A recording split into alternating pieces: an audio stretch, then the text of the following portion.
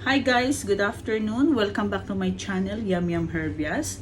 So ngayon po, pag-uusapan po natin yung tungkol sa pagdidisiplina sa ating mga anak. Okay? Actually guys, there are many ways to discipline your children. Okay? Depende po yan sa inyo kung ano po yung mga techniques nyo, yung style nyo na para madisiplina yung ating mga kids. Okay? But anyway guys, kasi mostly kasi guys yung mga nakikita ko po sa YouTube, alam niyo yun, sa Facebook, yung sinasaktan yung mga bata ng parents, alam nyo, sa totoo lang, nadudurog po yung puso ko. Kasi mother din po kasi ako being a parent, napakasakit po, at saka hindi ko po yun nagawa sa anak ko na kahit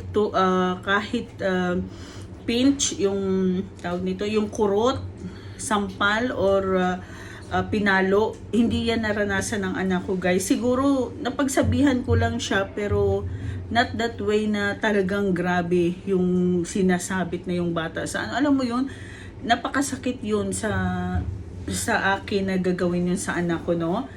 At sana naman sa ibang parents, sana kung nagkamali yung anak nyo, alam nyo yun guys, kung pagalitan nyo, dapat i-level nyo siya. Alam nyo, halimbawa nagkamali siya. Ngayon, huwag kayong kumausap sa kanila na nakatayo ka. Siyempre, maliit lang yan sila. Talagang ang laki-laki nila tingnan. Ang laki-laki ng paningin nila sa inyo kasi ang tangkad nyo. So, ang gagawin nyo, i-level nyo yung sarili nyo. Umupo ka, okay? I-level mo yung eyes sa kanila.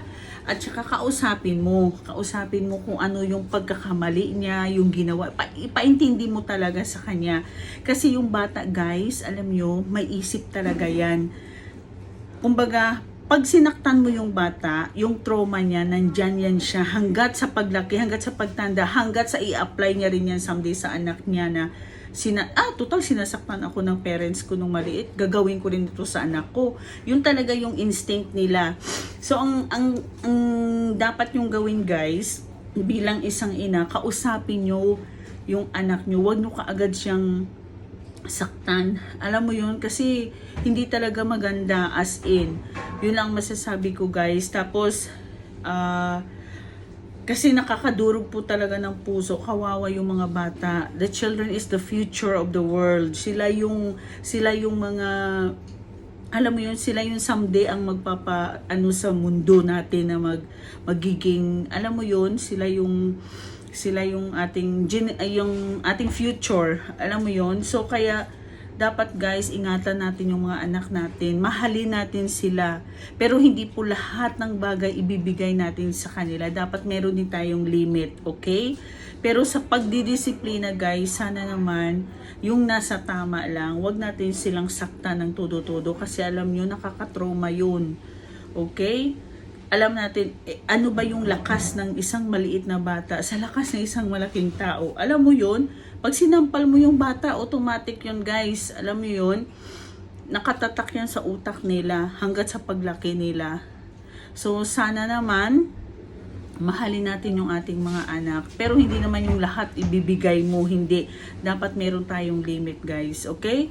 Sana naintindihan nyo po bilang isang mother, bilang isang parent, sana ang pagdidisiplina ninyo sa anak nyo yung nasa tama lang, okay? Kasi ang iba naman, iba kasi yung nasa isip nila na kailangan paluin para matuto, ganyan. Hindi.